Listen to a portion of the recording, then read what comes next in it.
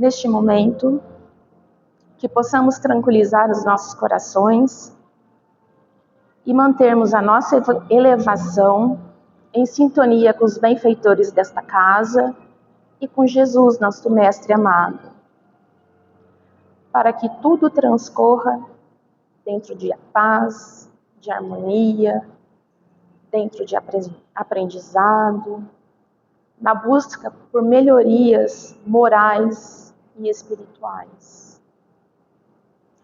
Agradecemos a todos aqui presentes, encarnados e desencarnados, e que além de trazermos para dentro de nós as palavras ensinadas por Jesus, que possamos manter a perseverança em praticá-las cada vez mais, mesmo diante de provações difíceis. Que jamais duvidemos do amparo divino e que a destinação final é o amor supremo. Que Jesus esteja conosco, hoje e sempre, e que assim seja. Boa noite. Ok? Boa noite, então. O livro que nós começamos a estudar é Segue-me, de Emmanuel, Psicografia de Francisco Cândido Xavier. E a lição de hoje é Caminhos Cruzados. Caminhos Cruzados, e o versículo está na segunda carta de Pedro, no capítulo 3, no versículo 3. E ele diz assim: sabendo primeiro isto, que nos últimos dias virão escarnecedores, andando segundo as suas próprias concupiscências. Escarnecedores são os zombadores, né? Aqueles que zombam de tudo que é bom. E é a concupiscência, ambição ou desejo desmedido por bens materiais ou sensuais.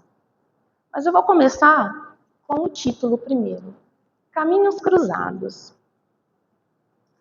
Vivemos aqui no planeta Terra, né, de provas e expiações, rumando para um mundo de regeneração. E nesse planeta, nós cruzamos com diversas pessoas, muitas. Algumas passam por nós e ficam pouco tempo. Outras permanecem conosco a encarnação inteira.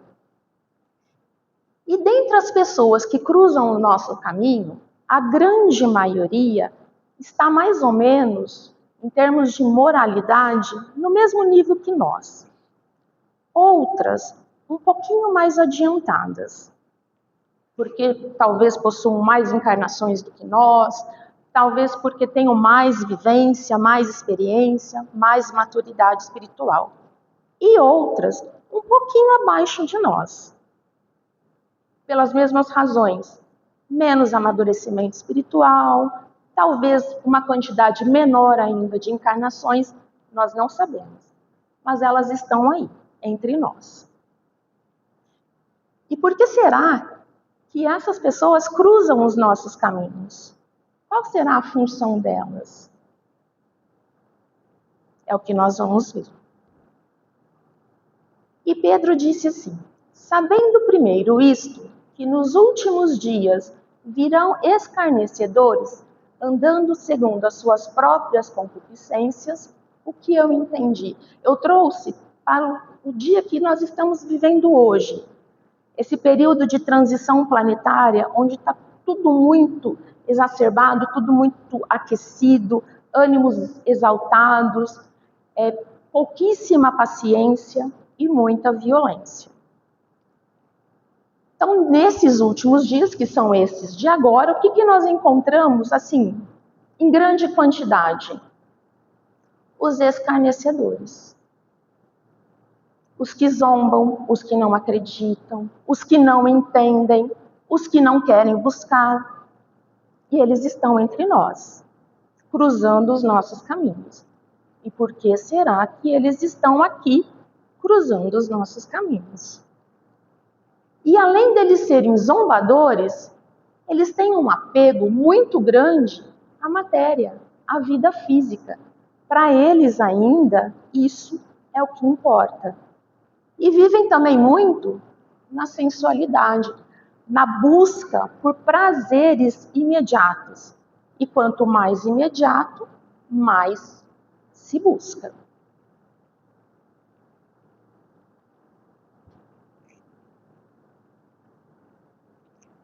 E o texto de Emmanuel começa assim: de todos os elementos que tentam perturbar as obras divinas, os escarnecedores são os mais dignos de piedade fraternal. É que são enfermos, pouco suscetíveis de medicação, em vista de serem profundamente ignorantes ou profundamente perversos. E olha que interessante. De todos os elementos, ou seja, aqui no planeta tem muita coisa acontecendo contrário ao movimento da evolução planetária e dos próprios habitantes. Mas ele foi direto nesse grupo, os escarnecedores. E ele diz que esses escarnecedores aqui os são assim, ou por serem ignorantes, ou seja, desconhecem as verdades das leis divinas, ou porque além de desconhecer, eles ainda são maldosos, ainda se comprazem no mal. Então é para eles que essa lição é voltada, e para nós também. Então ele diz que esses escarnecedores são dignos de piedade fraternal. E o que será essa piedade fraternal? Nada mais é do que entendê-los, ter caridade para com eles, paciência para com eles, porque eles são enfermos, eles estão doentes. Eles foram criados da mesma maneira que nós, simples e ignorantes. Lembra que eu falei que a grande maioria está mais ou menos na mesma faixa? E que tem um pouquinho de gente que está um pouquinho abaixo? Eles. Mas porque adoeceram. E adoeceram por quê? Porque se desviaram das leis divinas. Se esqueceram delas. Não acreditam mais nelas. Hoje, nós vemos muitas pessoas descrentes. Dizem que perderam a fé. Dizem que o mundo não tem mais jeito. Elas andam assim. Então nós temos que ter piedade por elas. E não criticá-las. E não falar assim, precisa tirar essas pessoas do planeta Terra. Como se tivéssemos que sentenciá-las à morte. Não é isso. São os que mais necessitam de amor, de compreensão, de ajuda. O escarnecedor costuma aproximar-se dos trabalhadores fiéis das ideias novas, exigindo-lhes provas concludentes das afirmações espirituais que lhes constituem a divina base do trabalho no mundo. Então, esse grupo aqui, que se destina a zombar, a tirar sarro, aqueles que são contrários ao movimento do bem, eles o tempo todo ficam nos testando. Porque nós já não pertencemos mais a esse grupo. Mas com certeza, em algum momento, nós já fizemos o que eles fazem hoje. Mas nós decidimos mudar. Então nós não fazemos mais isso. E estamos ali, já conhecemos as leis, já começamos a entendê-las, não sabemos de tudo ainda, porque tudo só Deus o sabe, mas estamos ali, tentando melhorar, no sentido moral, espiritual, e tentando seguir o máximo possível as leis divinas. E aí, quando eu me proponho a trabalhar no bem, eis que eles aparecem. Mas eles aparecem para estragar tudo? Não. Eles aparecem justamente para nos testar. Então, pera lá, vamos ver até onde ela consegue se manter firme. até onde ela é fiel a Jesus. Então, vem as zombarias, os escárnios, as maledicências, as provocações, tudo isso para nos testar. Então, eu preciso fazer o caminho inverso. Ao invés de julgá-lo ou ir com violência para ele, ver o que ele está sinalizando em mim. Já que eu disse que precisamos ter piedade para com eles, paciência para com eles, até onde vai a minha paciência? O quanto? Porque ele vai continuar me testando.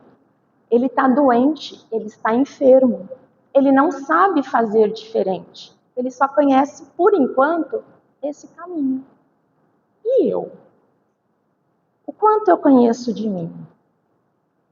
O quanto eu estou disposta a estar ali com ele, porque ele cruzou o meu caminho. E não foi por acaso.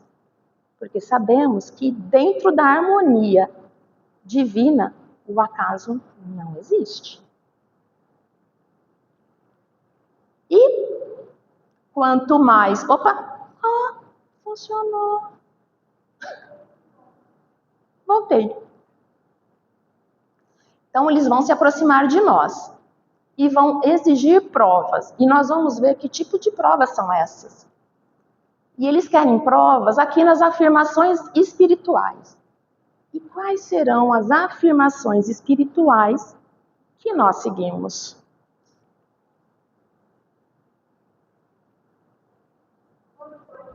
Não, não é isso não.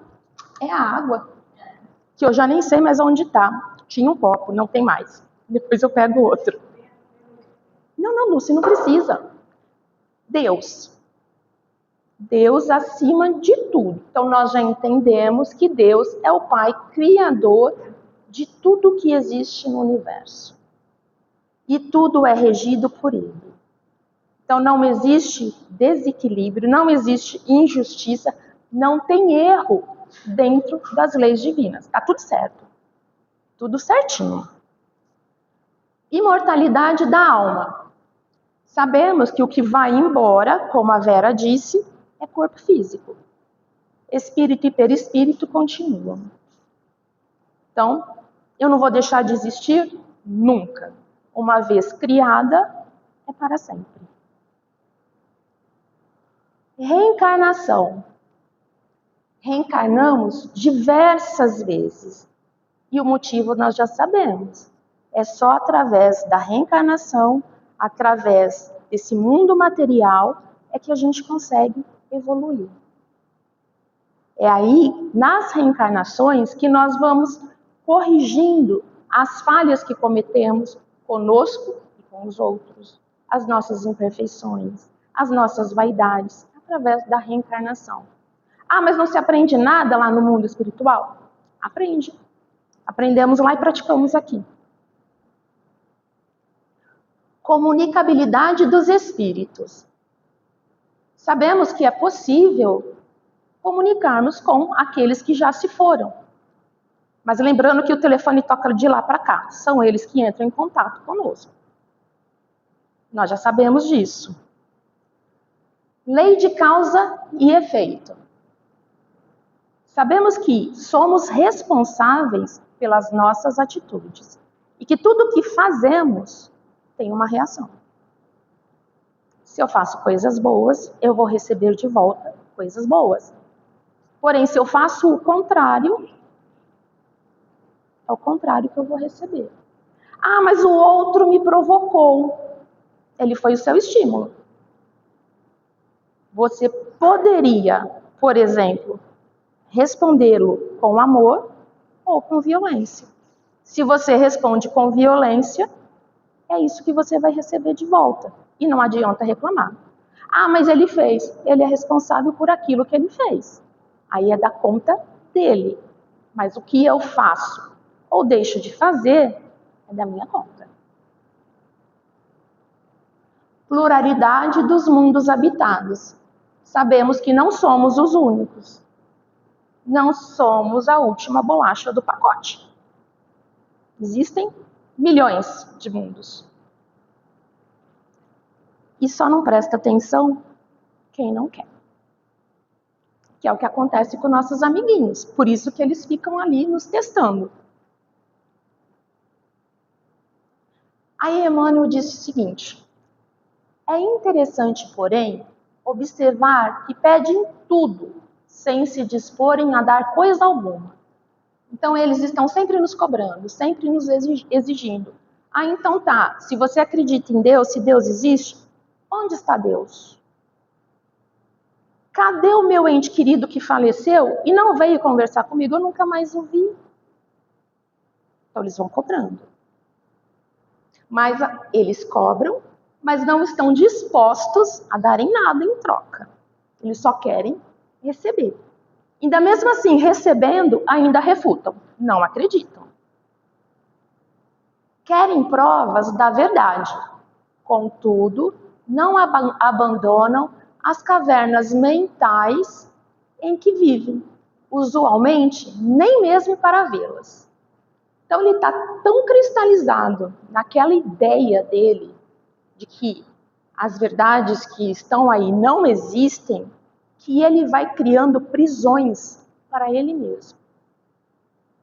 E ele nem sequer, quando a gente mostra para eles, prova, ou fala assim, ó, vem aqui que eu vou te mostrar aqui, ó, no livro dos Espíritos, assim, nem assim eles se interessam em ver. E as razões são as mais diversas. Ou porque ele realmente não quer, ou porque ele, no fundo, ele sabe que se ele der o primeiro passo para buscar conhecimento, entendimento, ele vai ter que lidar com uma realidade dolorosa. De que, para evoluir, é necessário abdicar do mundo material, deixar de lado as paixões, os vícios, a sensualidade. E ele não está disposto a isso. Isso para ele é confortável. Ou até mesmo porque ele não acredita que existe um mundo além deste mundo. E se ele não acredita, para quê? Eu vou curtir agora, aproveitar agora, porque eu só tenho essa vida. E com isso, ele vai cada vez mais se complicando e adoecendo. Querem demonstrações espirituais agarrados à maneira de vermes aos fenômenos materiais. E por viver tanto na matéria, por estar tão arraigado essa coisa da posse, da matéria, do corpo, da vaidade, então ele quer prova dentro da materialidade. Tipo assim, ele quer ver o espírito com os olhos dele da carne. Ele quer ver Deus, como se Deus fosse pessoa. Deus não é uma pessoa. Então, é uma busca que não vai dar em lugar algum. Dentro da matéria, não está a evolução dele. Ele precisa da matéria, mas não é a matéria que vai mostrar para ele. Não é a matéria que mostra a existência de Deus. Porque Deus não é uma pessoa. Não é assim. Ah, eu quero ver o meu desencarnado aqui agora. E às vezes ele até pode receber, por exemplo, uma psicografia e não acreditar. De tão endurecido que ele ainda está.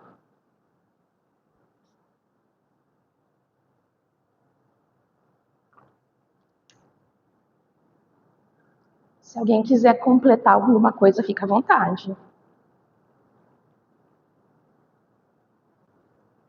Os infelizes não percebem que se emparedaram no desconhecimento da vida ou no egoísmo que lhes agrava os instintos perversos. Olha só, eles não percebem. Então eu posso falar várias vezes, repetidamente, eles não percebem, eles não dão conta disso. E vão cada vez mais se enclausurando. E por isso são infelizes. Porque quanto mais eu buscar felicidade na matéria, mais infeliz eu serei. Porque aqui não é o destino final. Aqui é só passagem. Então não adianta ficar procurando aqui. Aqui eu não vou achar nada.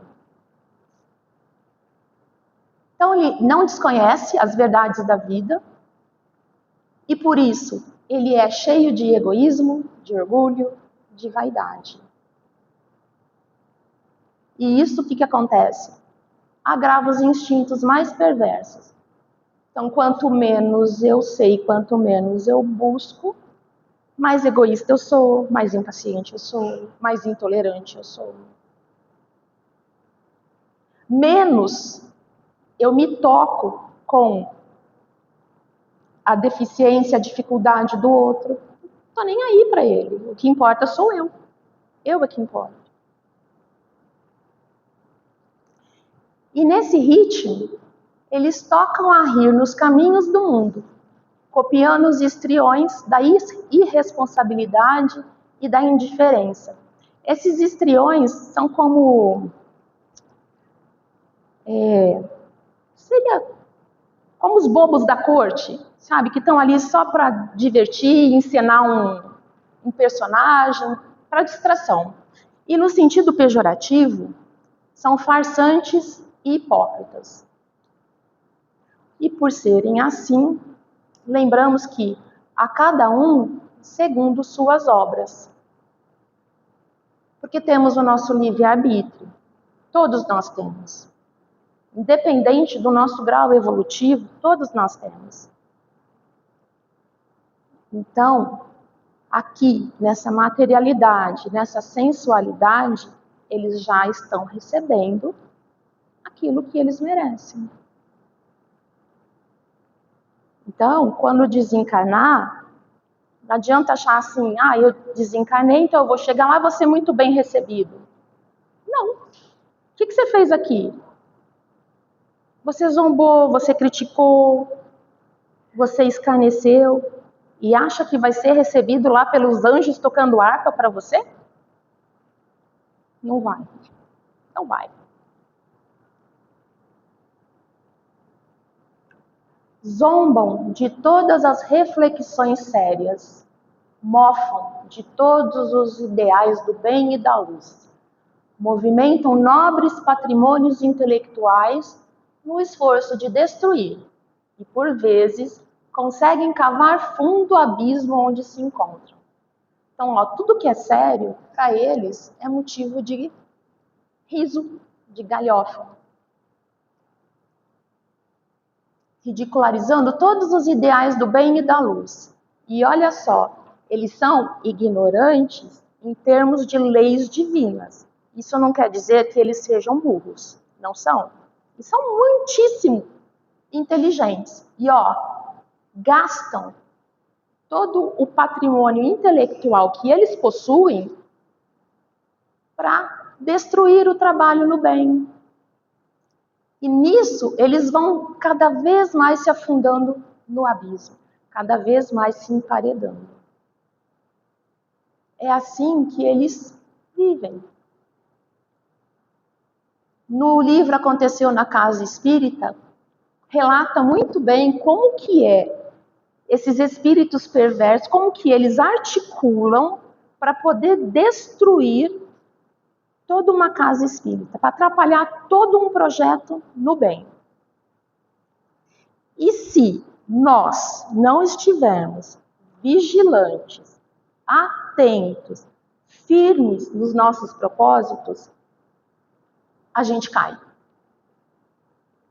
E todo aquele trabalho no bem pode ser perdido. Pode ser perdido. Porque a gente não pode esquecer que por trás de tudo isso tem um amparo divino. Então sempre vai ter um mentor para te dar um alerta, aquele seu colega que está um pouco mais atento, um pouco mais vigilante do que você para te alertar. Mas aí a escolha é minha ou então de todo o grupo. No livro Estante da Vida, de Chico Xavier e Irmão X, tem uma conversa de Bezerra de Menezes e um materialista. Então está tendo uma reunião ali, eu não vou lembrar porque o texto é bem longo, mas tem uma reunião, e esse materialista, ele era um amigo muito próximo de Bezerra, amigo íntimo mesmo. E aí ele levanta e fala assim, ó, eu sou ateu, continuo ateu, não vou mudar, não acredito em nada, e comigo também tem um grupo que pensa como eu. E ele fala assim, ó, existem alguns que se diziam assim, médiums, mas que acabaram dizendo que eram farsantes, que eram charlatões, e ele propõe um desafio para Bezerra, para provar que a espiritualidade existe, que Deus existe. E aí Bezerra, ele silencia, entra em prece e devolve a resposta para o amigo. E fala assim, bem resumidamente, que se ele conseguisse provar que aqueles que são materialistas são felizes, que não passam por vicissitudes e tudo mais, ele aceitaria o desafio. E ele vai enumerando várias coisas para poder aceitar esse desafio. Aí, esse materialista se cala e o debate não acontece. Passa-se o tempo, Bezerra desencarna, passa mais um tempo, esse materialista desencarna. Quando ele desencarna, ele é recebido por espíritos bondosos e Bezerra estava ali. E aí ele se depara com aquilo que ele não acreditava.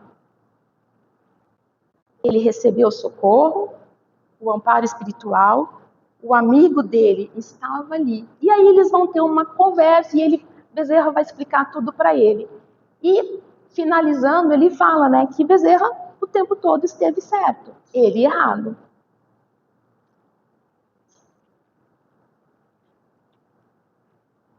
Então, ali, né, no caso desse materialista, é alguém que zombava, que criticava, mas que acabou modificando. Mas ele só se modificou porque ele abriu o campo dele. Porque se ele não tivesse aberto, ele continuaria do mesmo jeito. Então, eu preciso estar disposto à mudança e saber que mudança leva tempo, que mudança é dolorido, que mudança exige muitas coisas.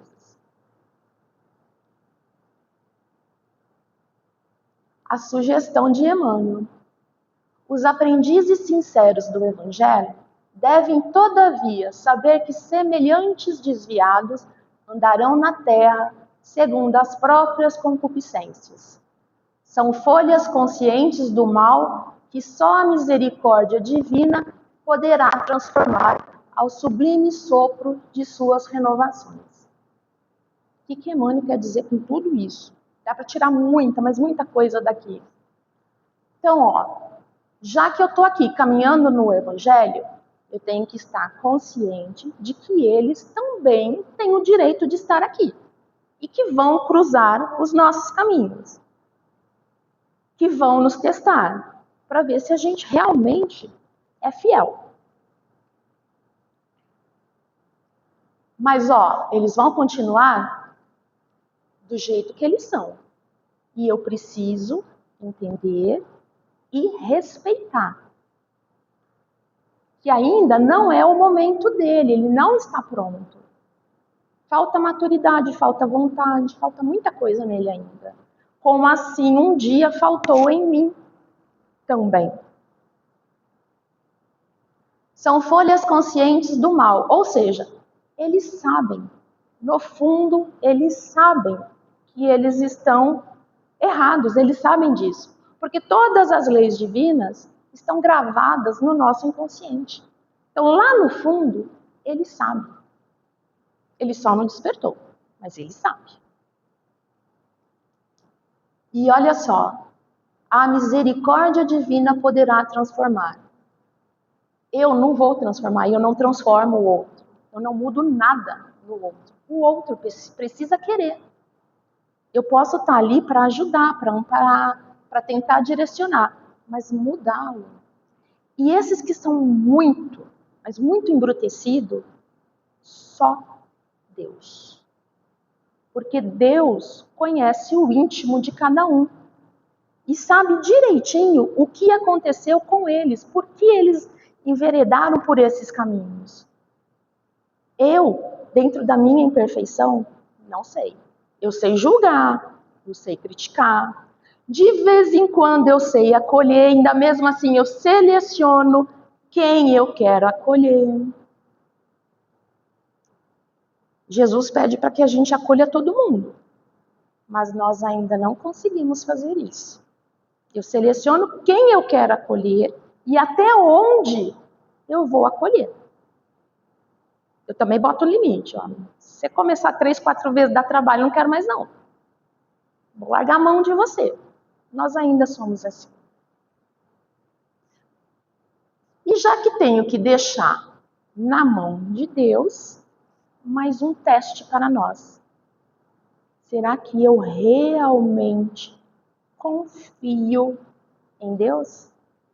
Será que realmente eu tenho certeza de que as leis dele são justas? Que as leis não falham? É mais um teste para nós. E o que eu posso aprender com esses meus irmãos? O que será que eu posso aprender com eles que cruzam o meu caminho, os nossos caminhos? Posso aprender com eles a ter paciência. Ou, se eu já tenho um pouquinho, até onde vai? Será que eu consigo dar um passo além na paciência? Ou não? Será que eu consigo entender que ele é um irmão que está em dificuldade, que está enfermo? Até onde eu estou disposta a doar de mim para tratar dessa enfermidade? Eu não vou transformá-lo, porque ele precisa de algo muito grande e grandioso. Deus, Jesus, eu não. Eu sou muito pequenininho.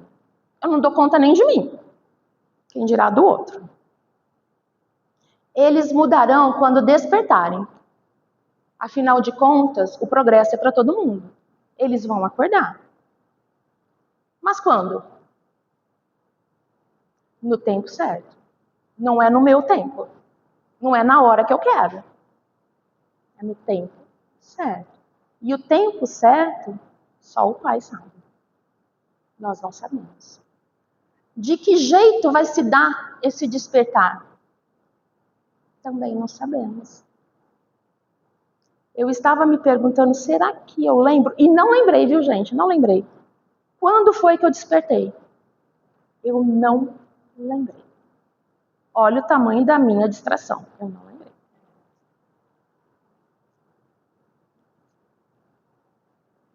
É preciso não perder tempo com essa classe de perturbadores contrários às atividades do bem.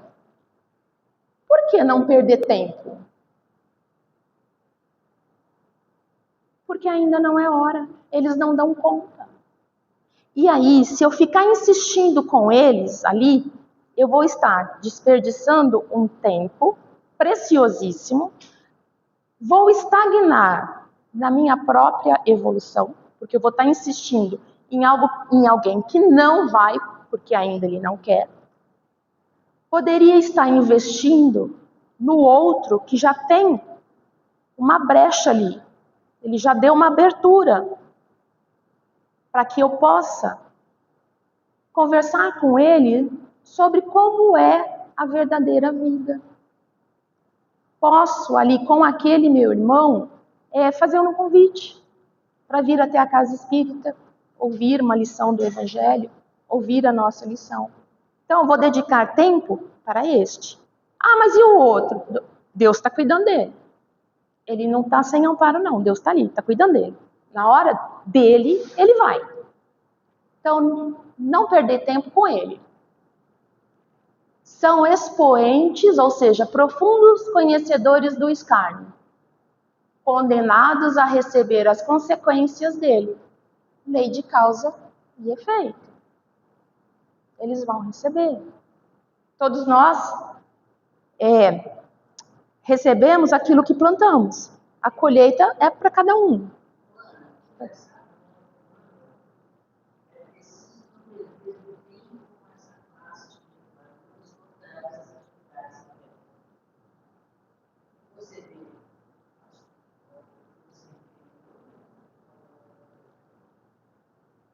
Mas ao mesmo tempo eu estou pensando,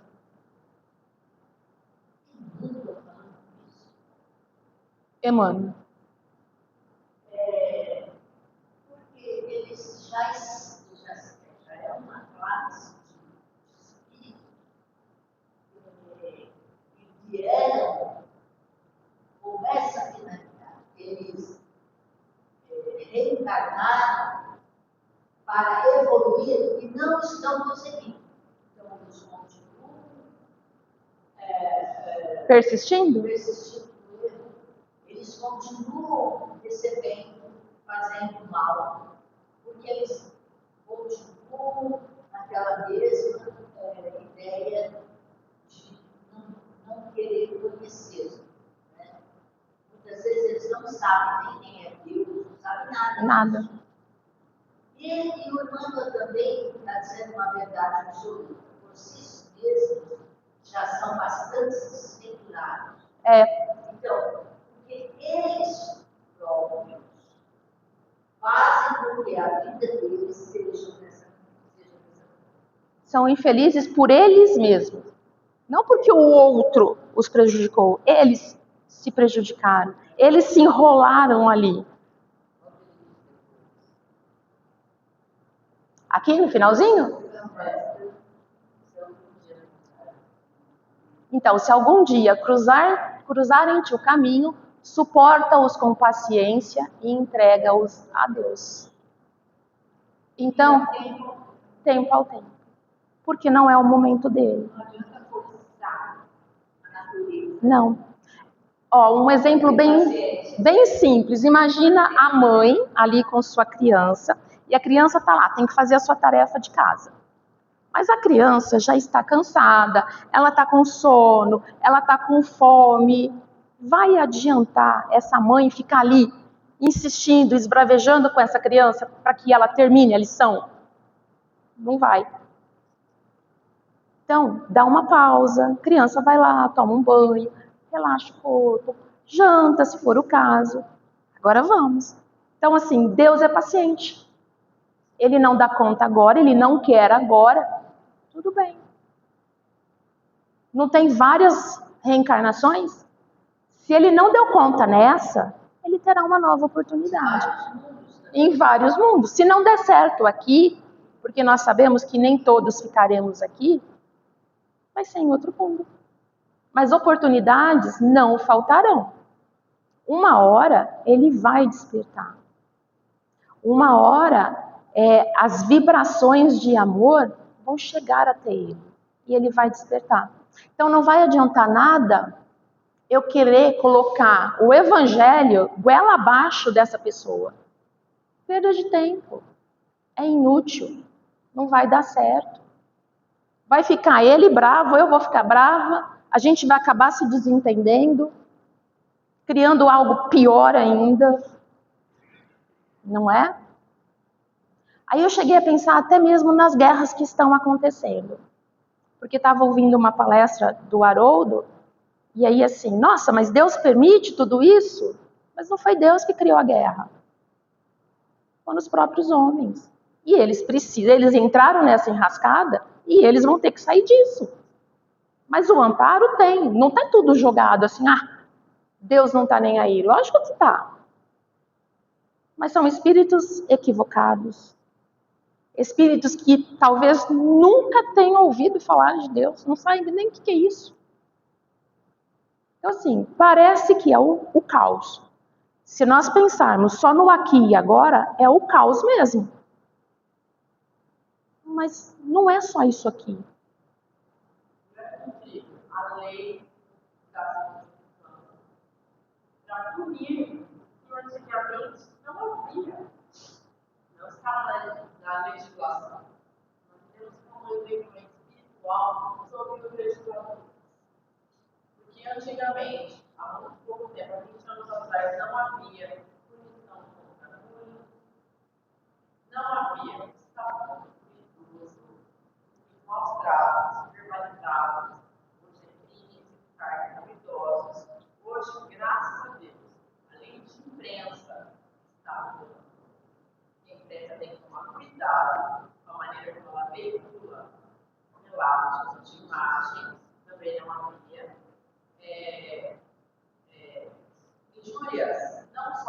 a lei do racismo, que agora é crime na afiançado, a injúria racial, todas as etnias, asiáticos, negros, índios, tudo, crimes virtuais, porque antigamente as pessoas por trás racial, elas poderiam escrever o que elas quisessem. Que não tinha lei, né? Isso. Não tinha lei. Agora a lei está ampliando. Se na lei de Deus, o tamanho equívoco, há punições, há consequências, nós diremos também que os homens. Está na hora disso. E olha só que interessante, né? Tudo isso que está acontecendo tem a permissão de Deus, porque através disso é que as leis vão se aprimorando. É através dessas coisas que são trágicas, sim, mas é através delas que o homem vai melhorando. Então não tem nada errado, está tudo certo. Precisamos entregar a Deus, continuar trabalhando, perseverando no bem, no amor, mas confiando de que à frente de tudo está o Pai Criador. E é assim que eu termino. Obrigada. Faz a prece para mim. Isso.